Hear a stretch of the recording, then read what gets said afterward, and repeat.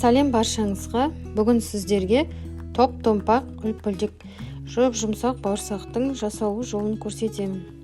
Ең алдымен ыдысқа жылы су, жылы сүт, қант, тұз, жұмыртқа,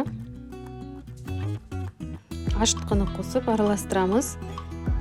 Майонез қосамыз. Онда аз-аздан сала отырып қамыр илейміз. 1 сағатқа жылы жерге көтерілгенше қоямыз.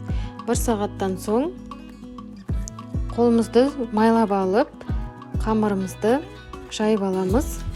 Бауырсақты илегенде қатты жұқа қылып илемеңіздер. Жұқа қылып жайсаңыз, бауырсақтар қытырлақ болып шығады. Орташа етіп жайып шығамыздар.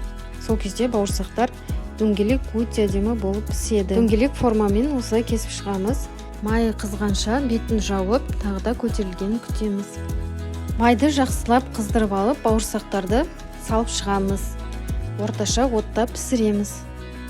Егер де бауырсақтарды пісіріп жатырған кезде күйіп кететін болса, аздап сұйық қосып жіберсеңіздер болады. Bir жақ беті қызарғаннан кейін екінші жағына аударып, қызартып пісіріп алып, осылай қағаз сүлгіге майын сорғытып аламыз. Бауырсақтарымыз үлпілдек, жұмсақ болып пісіп шықты.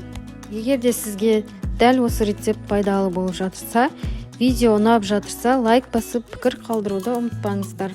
Егер де менің каналыма келмеген болсаңыз, міндетті түрде тіркеліп, қоңырау белгісін басып қоюды ұмытпаңыздар. Барлығыңыз ас болсын, сіздермен Айжан.